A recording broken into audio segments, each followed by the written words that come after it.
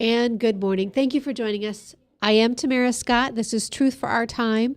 We are coming to you today on the issue of Common Core once again. And for those of you who think, I don't have kids in school, this doesn't impact me, I invite you to stay tuned and figure out exactly how it does impact you. And I have a full slate today. I'm very pleased, very excited for the list of guests that will be joining us. Jane Robbins, who is with the American Principles Project. She was here just a couple weeks ago to testify for our subcommittee and gave us a great forum. Henry Burke will be joining in a little bit later, and then we'll just kind of see who else calls in. Alice Linahan, Gretchen Logue, some of the other activists across the nation. This, Joy Pullman has said, Common Core could be the biggest election issue that politicians are still ignoring. And I think we're going to see more and more. It is heating up as we see more people coming out now speaking against it, groups that should have been supporting it, that were at one time supporting it. So let's just go. Actually, Ryan, I just realized I don't even have my headphones set up. I'm going to grab my headphones and we're going to go to speak with, Sorry, I apologize. I've been so busy digging in here. I'll just see if I can do it this way. Jane is on the phone. Is that correct?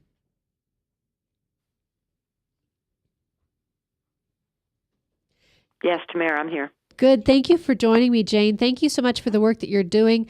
I know we had a little bit of trouble actually getting you back home after you came because of the snowstorms that were coming through Chicago, but we appreciate your willingness to travel the country and help us educate, inform, and fight the Common Core. Well, thank you. We couldn't do anything that we're doing without people like you and people like the grassroots of Iowa, people who are concerned about this and are willing to take the time to let their legislators know how they feel. Now, I just have in front of me something that came out of American Principles Project, and it kind of it's a list, if you will, of all the activities happening across the nation, and I want to get to that. But first, I do want to touch on what happened. Well, let's go ahead and go to that, and then when Henry joins us a little bit later, we can talk more about the Iowa situation. But take our listeners and our viewers through, if you would, what is happening in the fight of Common Core across the nation. Well, I don't have that list in front of me right now, but I'll tell you what I can think of. The most recent thing that happened was good news out of Georgia yesterday.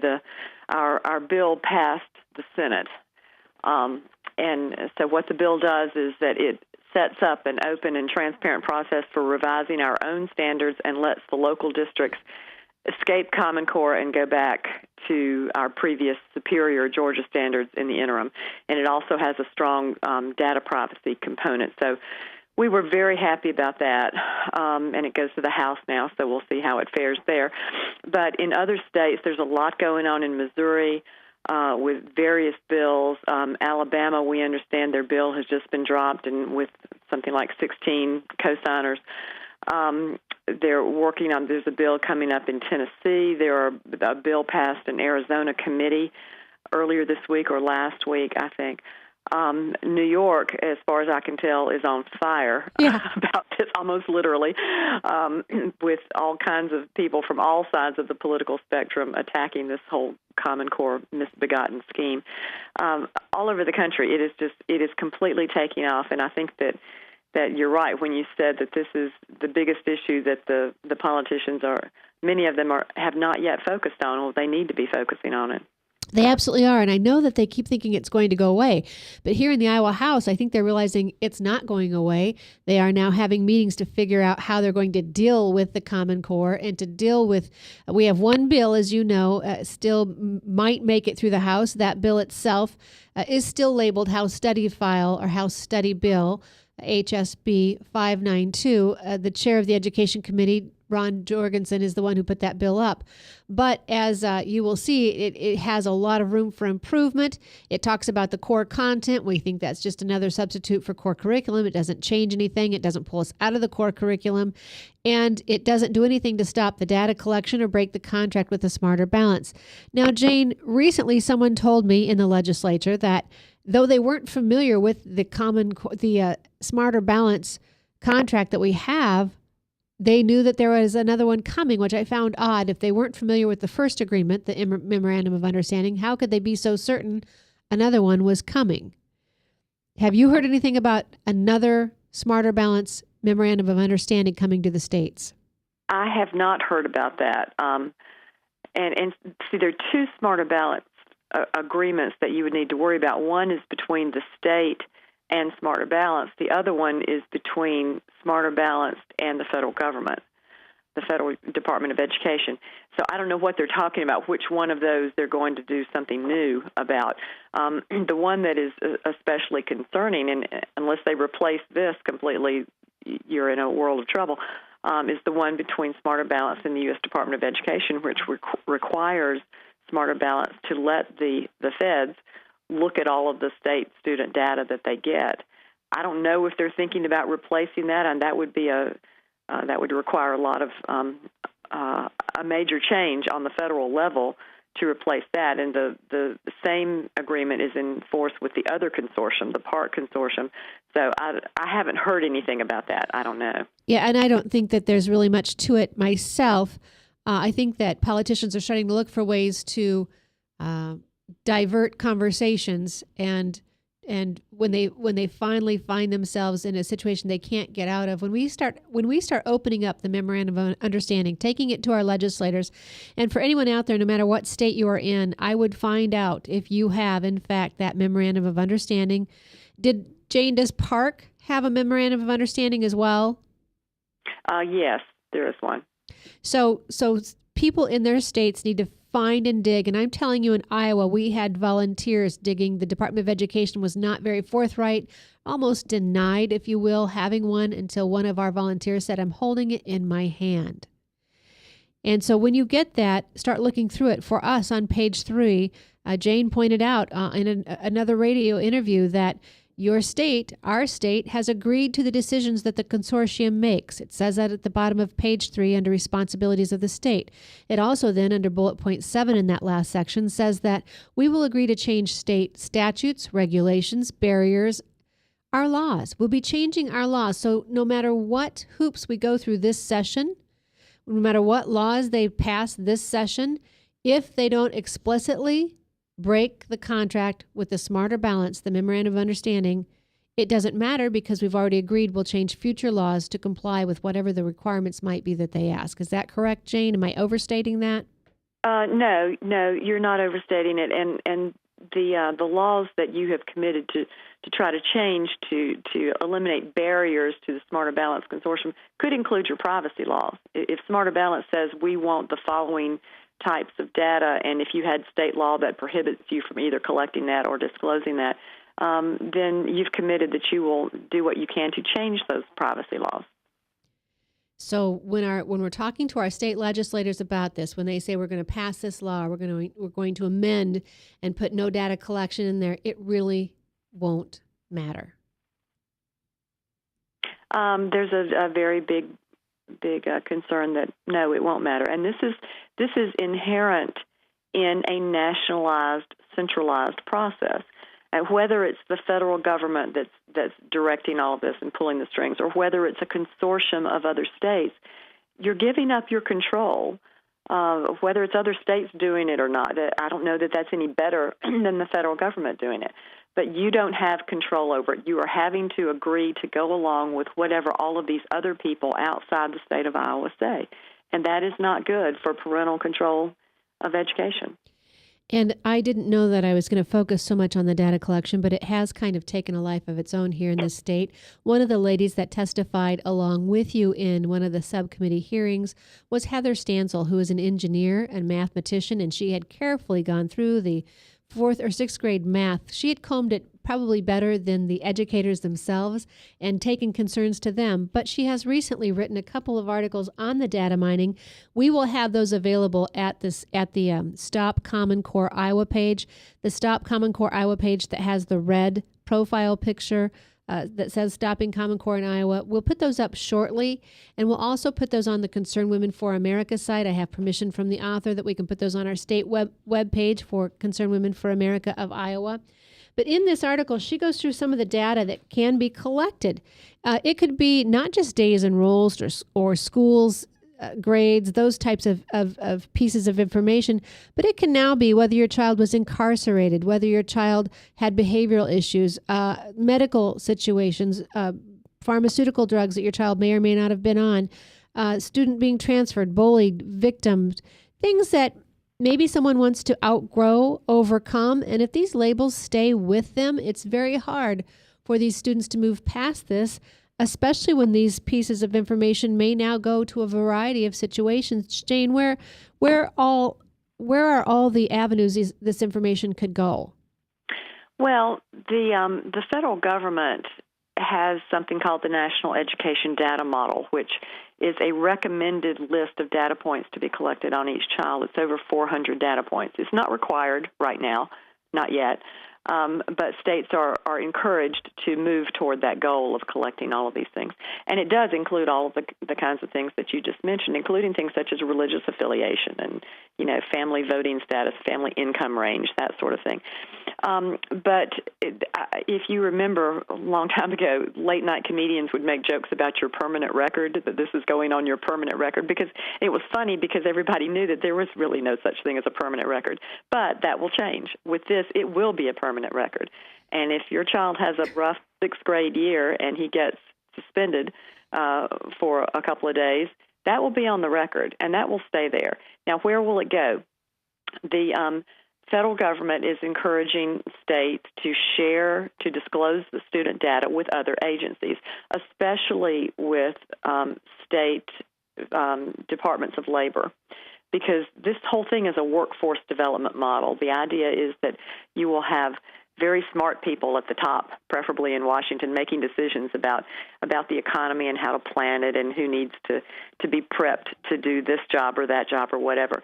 It's a workforce development model. So they want to share all the student data with departments of labor so that they can kind of plug people in and produce the right number of workers for the right politically connected companies. And so that's where this data is going to go. Now, that's one aspect of it. So theoretically, employers could see this down the road. And if you were an employer looking to hire people, would you be interested that this particular candidate had anger management issues when he was in 10th grade? Well, maybe so. The other thing that they would, of course, want to share it with is health agencies. And there are a lot of states that are already sharing it with their departments of health and human services or whatever. And if it goes to the federal government, and we don't know what will go to the federal government, then, of course, it could go to the HHS. It could go to, and especially with Obamacare, if the federal government is going to be running health care, of course they want to see the health records of all of these students. Could it go to the IRS? Sure, it could. They want to break down the barriers, and the federal law has been gutted so that at least on the federal level it can be disclosed that way. And with the new gutting of the federal regulations, your state Department of Education now has practically no restrictions on disclosing the data. They can, as long as they say it's for the audit or evaluation of an education program, then they can disclose it. And I can make anything sound like an audit or evaluation of an education program. So that's not really a restriction at all. And in these articles, Heather has taken great care, and I would take her at her word. I've never found her to find information or print information that wasn't credible. She's found a list from the Department of Education of information that they can now be tracking. So they can now be already tracking whether your student was the victim of a bullying incident or a violent event, unaccompanied, homeless, gifted, or talented. We expect that. But some of the others, bringing a weapon to school, weapons are included under their definition of weapon. There's a whole variety. Now, you may not be thinking that these sound very bad, but I'll tell you what, having volunteered years in the public school, this was one of the reasons I pulled my kids out. I saw a student in the second grade classroom in a rural Iowa district, actually a suburban Iowa district that I was volunteering in, and that student had not done anything wrong. Another student who had spent the night at that particular student's home had taken a grapefruit knife. If you've seen a grapefruit knife, the look of it, had taken it, for some reason, home with him. He brought it back to school to give to that student, put it in his locker, and then somehow decided, or for some reason decided, to go and tell the teachers, maybe he got scared himself, that He had brought back this knife, and so now had it. The young student who was a recipient of the knife had no control over the situation except for getting it put in his locker, was expelled. He had a mark on his record. He didn't bring it to school. His friend, who had taken it from the house, brought it to school and put it back in his locker. I watched a good child get a bad mark, and I know the damage and danger that can do when you get labeled. Now, if that comes to a record, Jane, that ends up being at someone's potential employer looking at it as whether to hire or not hire, liability-wise for employers, if this is on someone's record with background checks, this is a whole nother avenue that could prohibit someone from getting a job unduly. And if you want a list of those, this is a list also from current entities that now have access to your child's data. Not just the Department of Education, but Pearson, the publishing company, Department of Human Services, University of Minnesota, Tritan, University of Iowa, American Institute of Research, Iowa College Student Aid Commission, eScholar, Iowa State University, SAS, I'm not even sure what that is, Iowa Workforce Development. So these are already the entities that can get information from your child. One avenue through which they try to get the data and share the data is through research. They want to do research on educational outcomes. Now, I'm not anti-research, but I'm very much anti-sharing, disclosing personally identifiable data on students to researchers because they like to do research on various things. For example, I know I was talking to one of the Texas Education Agency guys, and they're some of the good guys in this battle, and he was saying that he fully expected to see research about what sort of education levels people have when they have when they have concealed carry permits. Therefore, to try to prove that people who have concealed carry permits are dumb because they don't advance beyond 11th grade or whatever. That's the kind of thing they would like to be doing. You can the possibilities are limited only by the imagination when you're coming across educational research. But again, the federal law now having been gutted lets you disclose all of these kinds of things to anybody that you determine to be a researcher who's going to evaluate some sort of education program. And Jane, right here in Iowa, when you came to testify, and again, what a great job you did. We had a forum the night before, over 100 people in attendance at the forum. And again, that's happening across the nation. Missouri residents at 450 at a rally, Utah, 500 at a rally. We see this, it is growing momentum. The more people learn about Common Core, the more it's finally coming into their classrooms. It's been fairly well hidden for quite some time, as you pointed out, Jane. In the subcommittee, I don't know if you remember, the Department of Education employee stood up rather boastfully, in my opinion. I was going to try and get a clip of it this morning, and I could not find the video. It might be just as well, might protect me. But he stood up with all the arrogance of the captain of the Titanic before he was saying that how it would not sink, that they had reached this new level of engineering, and the Titanic was just unstoppable. And we all remember how that turned out. And so Mike Cormack stood and boastfully and disdainfully spoke against the possibility of information being hacked and how that had never happened in Iowa. And so, Ryan, if you can put up the one link that has the 10 worst hacking situations of government bodies. Now, this is from, I think, Money Magazine, and it's the 10 worst data breaches. And if we can scroll down through that, Ryan, we have, I think, NASA is number 10, and number 9 is the Board of Educators, North Carolina, number 8, the school system in Tennessee, number 7, Wisconsin Revenue Department. Number 6, U.S. Navy. Number 5, South Carolina Health Department. Number 4, California and Hewlett-Packard Personal Information. Utah Health Programs. California IBM. And number 1, State Government, South Carolina, the largest cyber attack against a state government. Put 3/4 of the state's population at risk. We also know with the Obamacare website, people were put at risk there.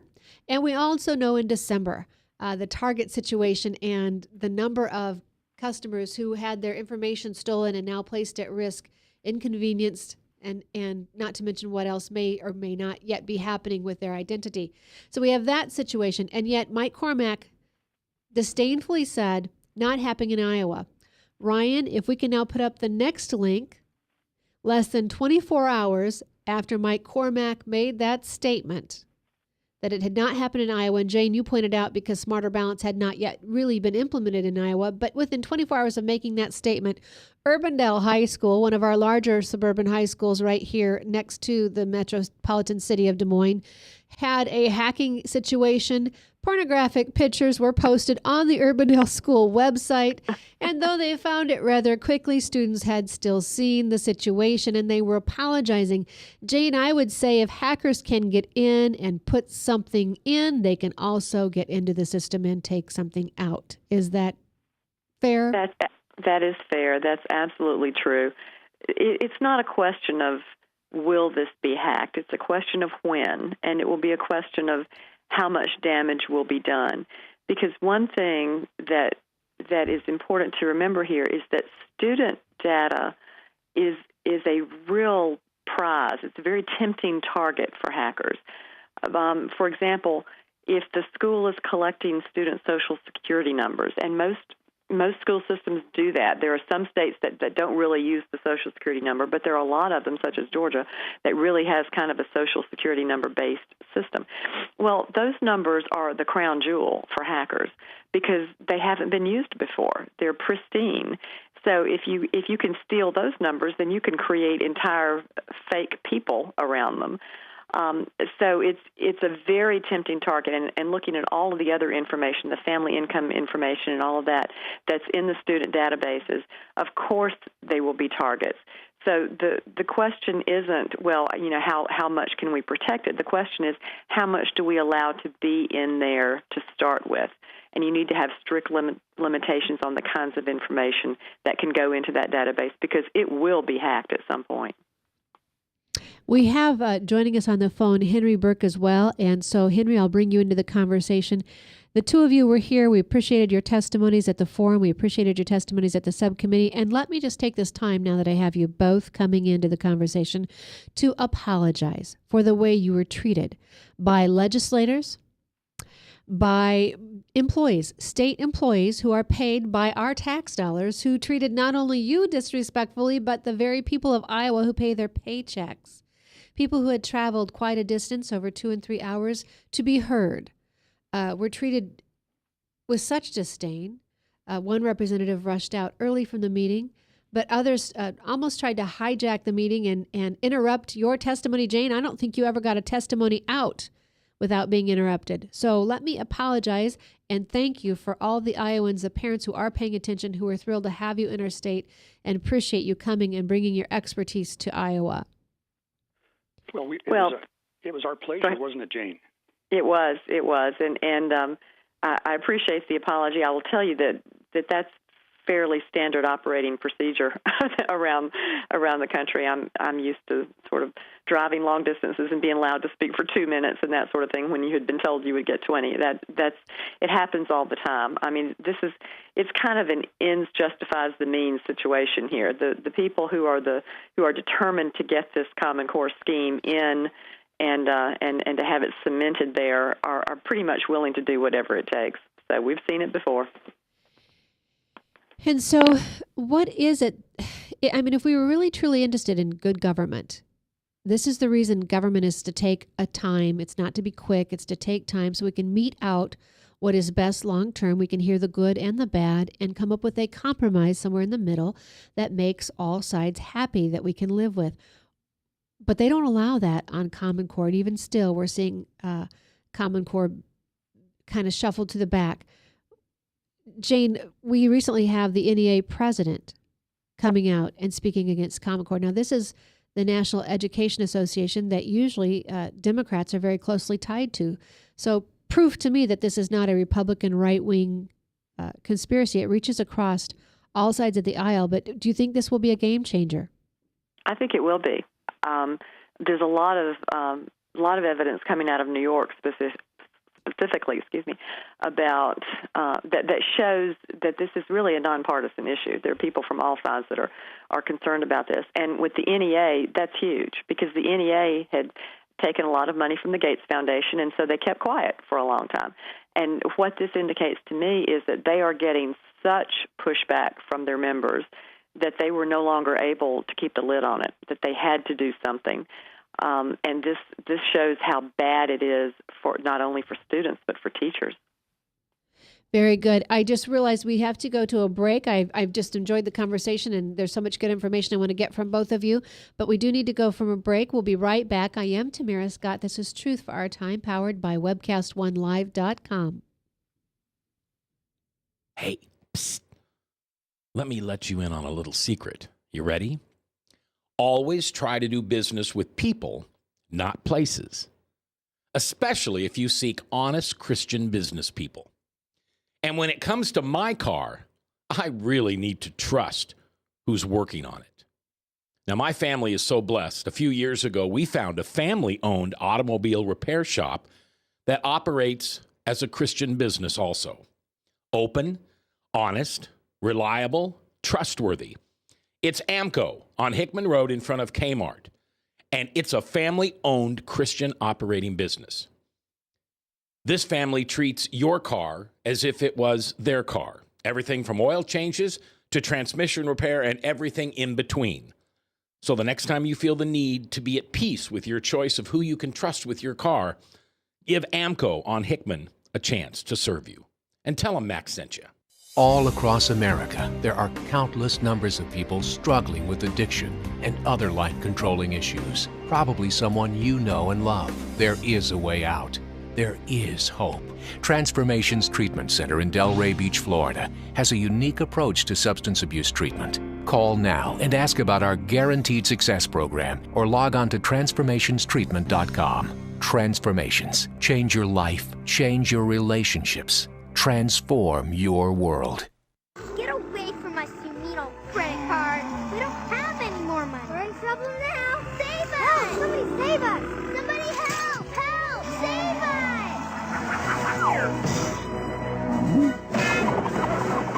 Hi, I'm Tom Coates from Consumer Credit of Des Moines. If your credit card's a little too animated, give us a call. Hooray! We're saved! Consumer Credit, you're our hero!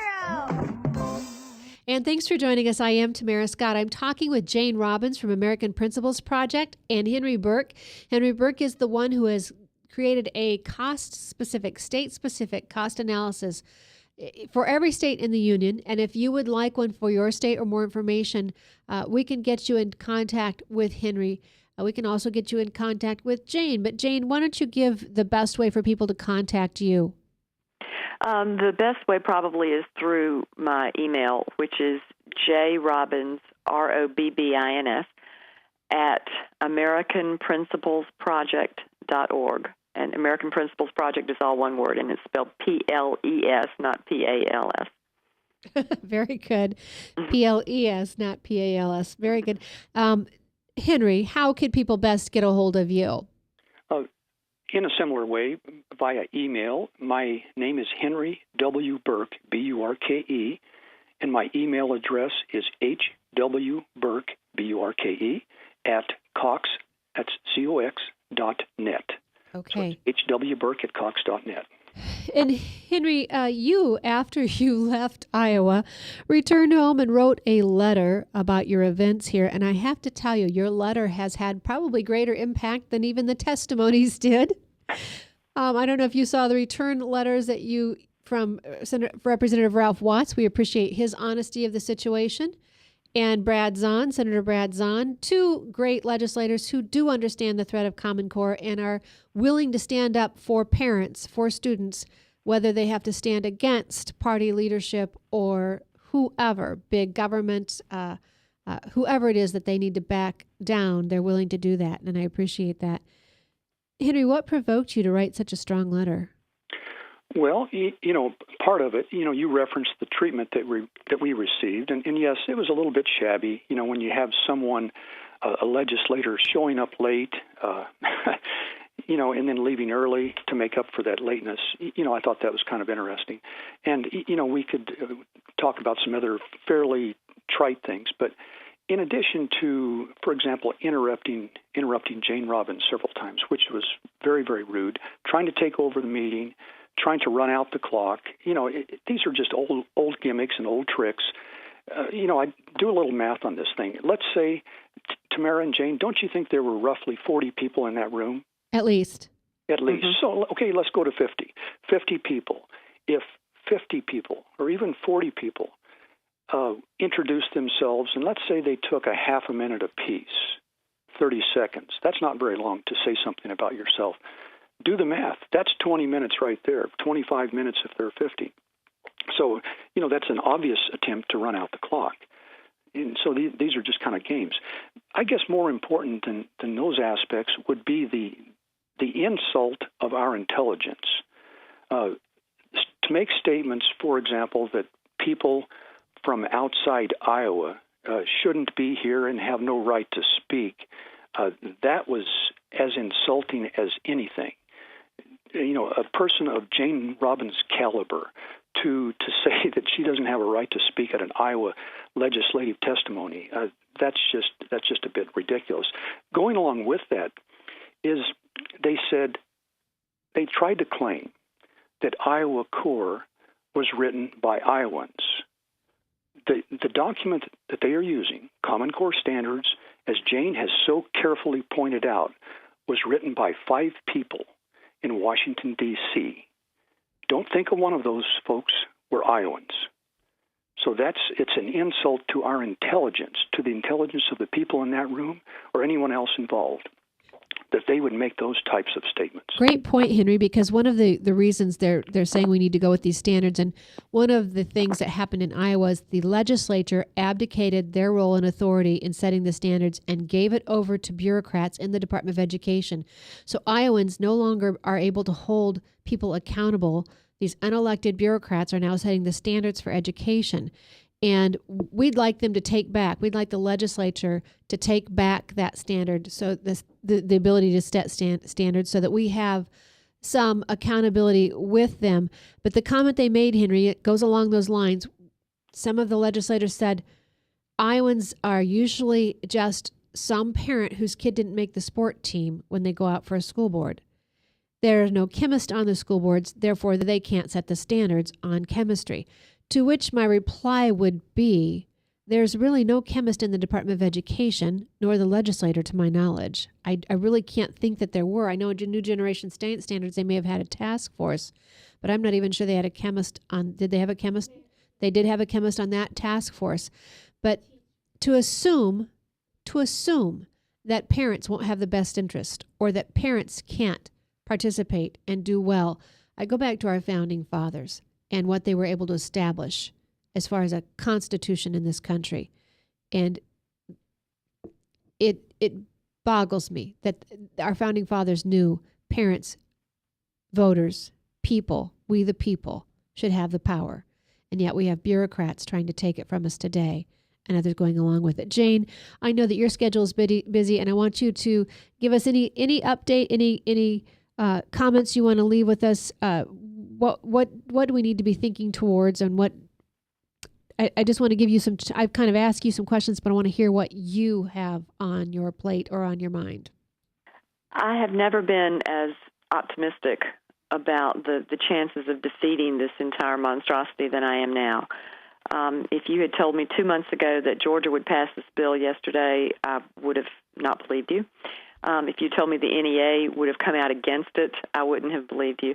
The tide is turning on this, and the people who are banking so much, sometimes literally because they're going to make so much money off of it, on getting this in are starting to be very, very worried. And now they're saying, well, we need to rebrand and we need to call it something else. We'll change the name, and then parents, because they are so stupid, will fall for that, and everything will be fine.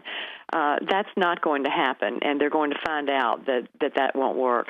I think that if parents and other citizens and taxpayers will continue to keep the pressure on, that we can accomplish what we need to accomplish, which is to get rid of this, to let people know that at this point, at some point, you have to say enough. Y'all have had it for the last 50 years. You have done what you wanted to do to public education, and it has been a disaster. So maybe we shouldn't keep doubling down on failure. Maybe we should go back to local control and parental control and get back to the kind of education that made our country great. Michelle Bachmann, when she ran for president, said we would save money, have better results if we quit sending money to the U.S. government for the Department of Education and instead gave it directly to our school districts locally and in our state. Is that a risky statement, or does she have merit? Oh, no, that has merit. I think I would love for someone to do a study on how much it costs the states to get federal money, because every time they send you federal money, it comes with so many strings attached that you end up having to hire people to administer the federal grant and all of this, and then you've got to deal with all of the strings. It is not something that is that actually helps you. It drains money. It drains energy out of the system. That's what centralization does. If you want a good school, put it in the hands of the local people and keep the experts out of it. Let the parents who care more about their children than anybody else handle it. It's the increased centralization, and Common Core is just another example of what they've been trying to do for so long, and they're using the techniques they've been trying to use for so long. They're just doubling down on it, and it's very much like socialism. People say, well, it's not that socialism doesn't work, it's just never been implemented really well. Well, no, it's that it doesn't work. That's what they're saying about Common Core. It's just not being implemented particularly well. No, it's rotten at the root. That's why it's not going to work. So people need to call their legislators. They need to call the governor. They need to let them know that they will not stand for this, that they are tired of their children being used as guinea pigs. You know, Jane, I remember you were referencing some numbers for the Race to the Top applications. I think you mentioned about how many person hours, how much was involved on submitting those applications. It was huge, wasn't it? It is huge. I don't know the numbers off the top of my head, but the applications were several hundred pages long, and that was just the application. Then you had the appendices to the application, which is why the Gates Foundation was selecting certain states to write their applications for them. And a lot of those states were the ones who actually got the federal money. It is just enormous. Half of your State Department of Education probably is people who are paper pushers for the federal government. If you would get rid of all of that, you could focus the money where it needs to be. There's just such an enormous misallocation of resources, and the more centralization you have, the worse that problem will get. You know, let me give you a very recent example. I just issued a report about the Houston ISD and their application for Race to the Top district. Mm-hmm. Their application is 745 pages long, and they hired, I am convinced, an outside consultant to write most of that application. So it goes along with what you're saying, Jane. It's huge bucks to apply for this federal money. And so, do either of you have an opinion? I've heard from several people rising up, this Common Core battle may be more than just removing the latest bad fad in education. It could be the detriment of FedEd, the Federal Education Department. I have more people reminding me that since Carter put the Department of Education into being, education has gone downhill ever since. Would you two have a comment on that? And is it possible to go without the Department of Education? Oh, of course. We went without the Department of Education for 200 years, and education actually worked quite well. The reason that we have the Department of Education is that Jimmy Carter promised it to the teachers' unions during his campaign. That's why it's there. So we seem to be stuck with it. Ronald Reagan wanted to get rid of it and finally gave up on that. There's absolutely no reason for a federal Department of Education. They are mischief doers. That's mischief makers. It would be so much better if you brought it back to the state level. It would be even better if you brought it back to the local level, the way it was generally done. We know what works in education. We're not constantly having to experiment with this or that or whatever. We know centralization doesn't work. We know local control does. So why can't we go to that? Well, because it's opposed to the trend of the ages, which is, we've got to have experts doing all of this. No, we don't. We have to have people who care about the children. And they will make sure that it gets done right if you put them in charge, and those people are the parents. I agree. And this teacher evaluation, the assessments being part of how we're going to hire, fire, and reprimand teachers, we all thought that sounded like maybe a good idea in the beginning, but we're now seeing the problems with that. And here's the deal. When I walked through my child's elementary school, everyone knew who the good teachers were. Everyone knew who they wanted their student to have for a teacher and who they didn't want them to have. We really don't need this long, in-depth survey assessment process that's going to cost us millions again and be run by an outside entity. You know who's good, you know who's not, and parents are brave enough, smart enough to know whether they like somebody's personality or attitude. They're going to go for the teacher who best can prepare their students.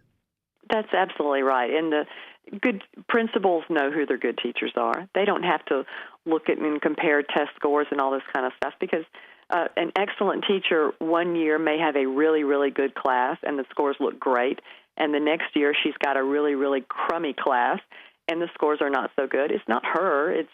Students have some responsibility for this as well. So the principal knows that she's still a good teacher. The fact that the scores went down one year doesn't mean that she's not a good teacher. But they want to be micromanaging this from Washington.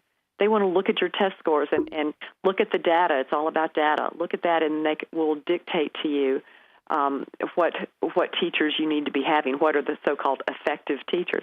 It doesn't work. That's absurd. We all know in our hearts that doesn't work.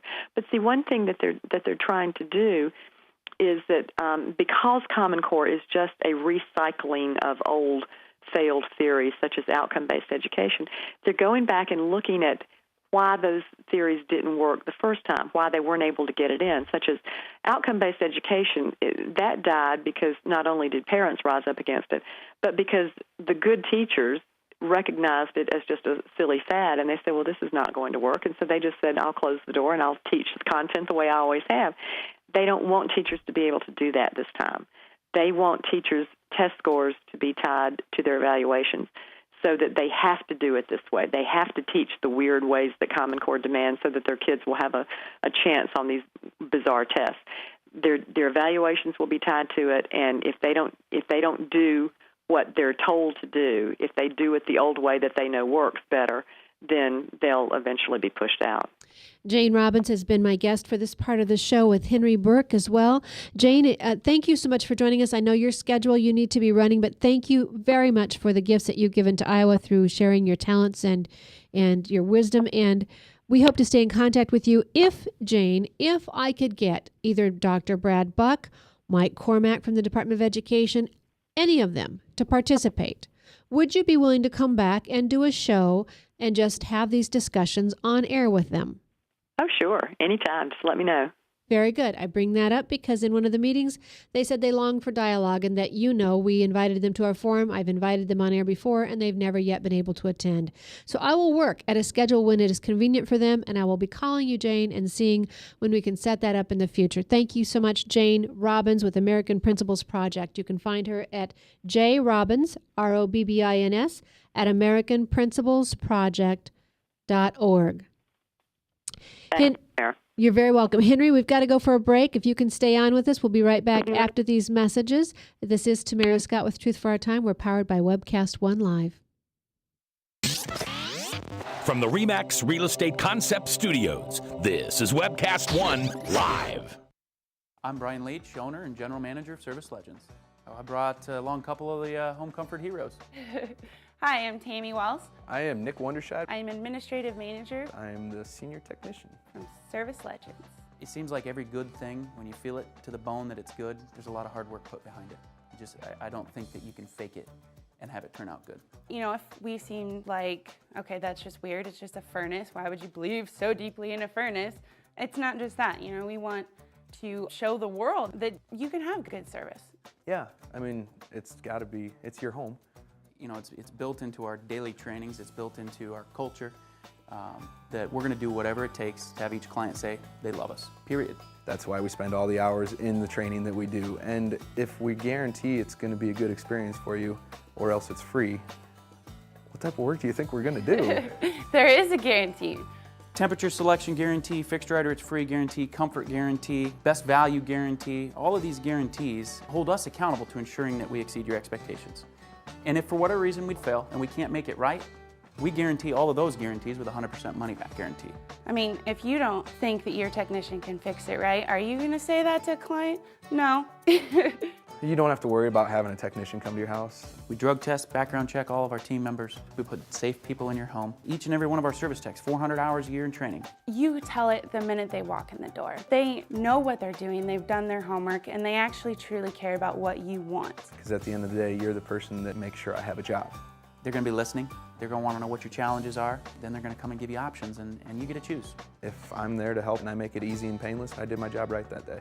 Well, when it comes to your comfort, safety, and your family, you don't necessarily go buy the most expensive, but you get the most bang for your buck. Oh, it's worth it, because there's a lot of people that will find a way to get it to work right now and then leave and then come back, charge you again, and the cycle just repeats itself. So when I'm out there looking at the furnace, I want to find why it failed today. How can we change the part today with something that you're not going to have to worry about?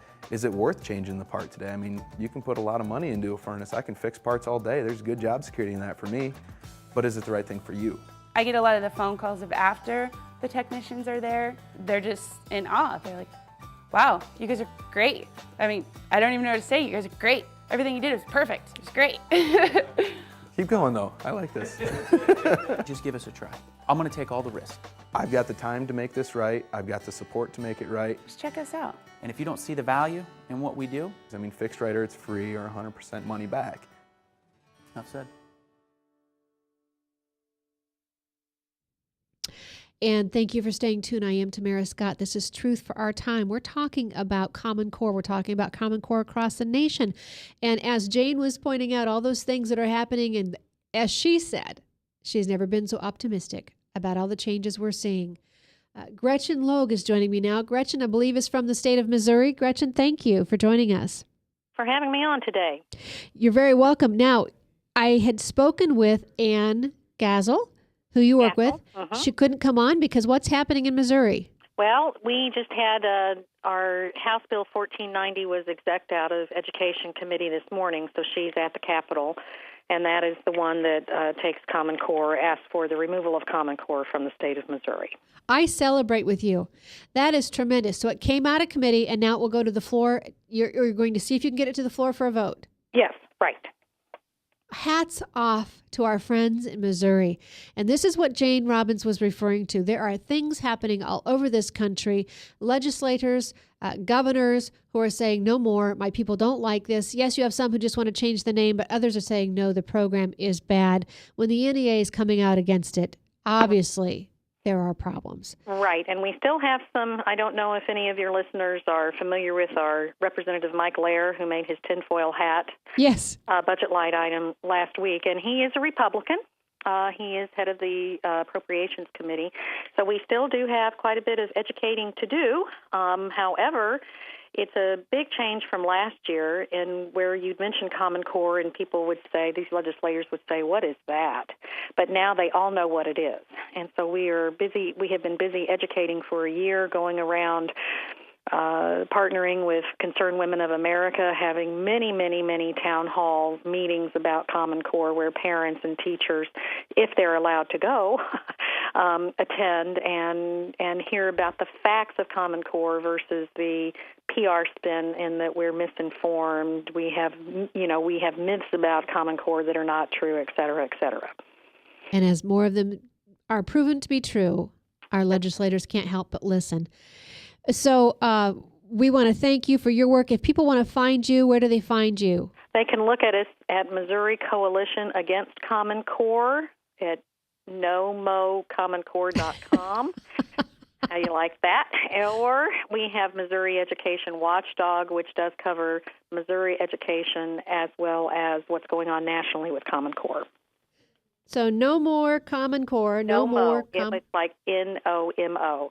NOMO. Yeah, it's an abbreviation for Missouri. NOMO Common Core. And then Missouri Education Watchdog. .com. Okay. Is the NOMO Common Core? Is that a .org or .com or what is that? .com. .com. Okay. .com. All right. And so y'all have a Facebook page too, right? Yes, we have a Facebook page for Missouri Education Watchdog. All right. So thank you so much, Gretchen, for the update. Our hats off to you, and we'll keep you in our prayers for your work. And that's one thing you can be doing out there, anyone. If you can't get out and go to the State House, you can certainly be praying over those who are getting out. So thank you so much, Gretchen. We appreciate you giving us that heads up. Thank you. All right. Bye-bye. We're going to turn to Henry Burke. Henry, thank you so much for staying with us. I wanted to get that update in, and I think we have Alice Linahan who will be calling in pretty soon with some news from Texas as well. So things are bubbling. It's percolating. They can't keep the lid on it now. I think that's right. I think the word is getting out. And really, all of us do correspond with people all over the entire country. And, people are holding these meetings. The feedback I get is it's wonderful. In almost every state, they are holding very significant meetings, just like Gretchen mentioned, and Jane. And people are attending these meetings. They are getting informed. They are going to their state legislatures. And as we have covered, in various forums, in virtually every state, it was the State Department of Education and the State Board of Education. Those are the folks, those are the bodies that adopted Common Core. The state legislatures were left out of the picture. So now it's time for the citizenry to get up in arms and go to the State House and make your protests, your views known. And we have Scott joining us on line 1. I want to quickly go to Scott. Thank you so much for calling in. Are you there, Tamara? Yes, I am. Scott, you were at some of the subcommittee hearings, but what is your thinking for Iowa? Where do you think we're headed? What do you You're kind of cutting in a little up. Can you still hear me? I sure can. All right, so I'll give you my answer of where I think we're going. So first off, as a parent who just got involved in this, one of the first things that I kind of like to say is that really I would trust our legislative process if they allow the public debate. I think generally if we get the public debate, we can get to the best answers that are going to take place for the majority of our citizens. What I kind of found a little disheartening is there's so many House filings that have come up on Common Core that are either dead on arrival or don't get out of subcommittee. So one of the things that I did is I challenged all of our education committee members to respond back to me on if they've already made up their decision, why. If not, I challenged them with their leadership to let the public's debate continue. So it is what I find positive about it, maybe to echo some of the other callers that I've heard on the line, is it is positive that so many people are continuing to come back, and they're not stopping. They're continuing to hit the Iowa Department of Education. They're continuing to introduce legislation, and I think we are, as Jane said, we are going to win this battle. So it is a little bit frustrating to see so many things snuffed before they get an opportunity, and so many people don't know about this, but because of the work that you're doing, Henry, Jane, all the other people that are tackling this, and the representatives really hitting it hard, more people are waking up every day, and that's the encouraging thing. I think you're absolutely right. And Scott, I thank you for your work. You've put some time in going through the numbers. You were the one who called the Department of Education on the exemplar list, which has the pornographic materials in it, and we've challenged our state legislators to read those from the floor. Read some of those excerpts from the floor of the House if you think they're suitable for a 10th or 11th grade classroom. So, Scott, thank you for your work. Henry, joining us on the phone is Alice Linahan. Alice is out of Texas. Alice has been a guest on this show before when she was threatened with ethics charges simply for driving around the state talking about Common Core. Alice, thanks for joining us. Thank you. Glad to be on. And I know you and Henry was it a conference call that the two of you recently participated in together? Yes. We have Women on the Wall has a weekly conference call where we talk about the strategies and the tactics of how they're implementing this Common Core philosophy of education in all 50 states, including Texas. And so Henry really helped a lot of our folks from across the state of Texas understand how to follow the money. And it's interesting because Texas is supposedly a state that said no to Common Core. We even passed a law, HB 462, that made it illegal, we thought. What we're learning, just as Henry talked about earlier, school districts are going directly to the federal government for this race to the top money. And so it's interesting to talk about and have guests on who can connect the dots for people. And one of the things that we're doing in Texas is, and across the country, is a Can I See campaign where we're calling on parents to go in at the local level and connect the dots.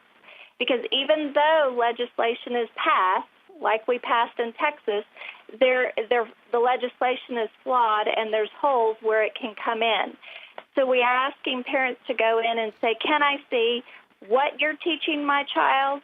Can I see how you're teaching my child? Because it's so important to also look at the teachers' manuals and look at the professional development of the teachers. And the last one, number 3, can I see who's financially benefiting from the curriculum products that my child's teacher is being evaluated on? Because just as Jane pointed out earlier, that's how they're controlling the teachers, is through the evaluation, and that's how this is getting in. And it's a fascinating thing to watch this movement, and I do think it's a movement in all 50 states as people are banding together to connect the dots. And so, Alice, if you would quickly go through those 1, 2, 3 points again that we ask people, that you're asking people to go into their local school districts and seek this from their teachers, from their administrators. So it's 3 things. Can I see? Can I see what you're teaching my child? Can I see how you're teaching my child? And can I see who is financially benefiting from the curriculum product that my child's teacher is being evaluated on? And we're using the hashtag on Twitter, Can I See? And we've got a great graphic that we had an artist put together, and we're getting photos and pictures with legislators, moms and dads, grassroots people with this Can I See? And, you know, a lot of these elected officials, I don't want them to tell me, oh, I'll fix it legislatively. I want them to do what Lieutenant Governor David Dewhurst did. Instead of saying, I can fix this legislatively, he said, you know what, this is so bad and they went around us. We can't fix this legislatively fast enough. I need to be a leader and go in to my own child's school and be a dad and say, can I see? And we need elected officials who are leaders who empower parents to use their own parental rights. And in the Texas Education Code, parents have the right, it's our parental right, to go in and say, can I see, and to see everything that is affecting their child's education. I don't think it's just Texas. I think every parent ought to be able to see that. We hear now people are also using the Hatch Amendment. If you don't want your child participating, you're being forced to take the assessments. People are now going to the Hatch Amendment. That's an option that you may want to explore as well. Henry, when we're looking through this money, and we have people now who are digging in Iowa, trying to see where all the avenues are that this money can come in. I just put on our chat site here on the webcast1live.com chat line, just a blog that talks about all the grants Bill Gates and the Gates Foundation has put into education. And you wrote an article recently on the Chamber of Commerce's coming out and being wrong on the side of Common Core. And we think now that there's money coming into some of the National Chamber of Commerce organizations. How can parents, Henry, be digging? What do they look for when they're trying to follow the money trail? Those are good questions. In many states, for example, Texas, they have what they call the online check register. You can go to that. You can Google these things. You can go to that check register, and you can find some really interesting information. I found some, just a few days ago about, who possibly helped to write the Houston ISD voluminous application that I just mentioned a little while ago. Well, it's ConnectEd. You can find the exact date and the amount of the check. Many states have an online check register. They might call it by some other name, but that's one avenue. Obviously, you can Google things and get some really good information on various states. But, Gates did spread that money around. $4 million or so, at least, was given directly to the U.S. Chamber of Commerce, specifically to endorse and promote Common Core standards. So when we look back to our founding fathers and Dr. Benjamin Rush being the father of education for the good that he did, that's not what we're dealing with here. Bill Gates should not be able to purchase influence with the educational systems, and that's what we see. And the concern is that this is turning into nothing more than a workforce development, a career tracking tool for our kids. You can go to Datapalooza, do a search on that. You can look at the P20W program, which is another data collection program on your children from preschool till they graduate and go into the workforce. Henry and Alice, we're out of time, but I thank you both for chiming in with us today and hope that you will come back again. And Henry, I know we'll probably want to have you back and talk more in detail about the data, about the finances, but thank you so much for coming in with us today. Parents, if I could say to you, whether you're in Iowa, whatever state you are, it's not just enough to get onto a website, to get involved, to learn. You need to take it and do something. You are the advocate for your child, and it's high time that your child knows they can trust you, not to listen to the experts, but to do what is right. You feel it in your gut, you know. And it's high time that we start demanding better education, not the education system, better education, actual learning for our children, whether that's done privately or how that's done through another method. But here in Iowa, between the bullying bills that are coming, between the bandwidth bills that will be huge cost and will do nothing but pave the way for the assessments to come into the classrooms, and with this Common Core being ushered in and protected by, unfortunately, people in both parties, it's up to you, parents, to raise such a ruckus that we're seeing in other states that it erupts and they can't stop it. You must be vocal. You must go to coffees, legislative forums, and talk about stopping the Common Core, stopping the data collection and the transfer of information on your children. I am Tamara Scott. As Jane told us, there are good things happening. Be encouraged and never be complacent.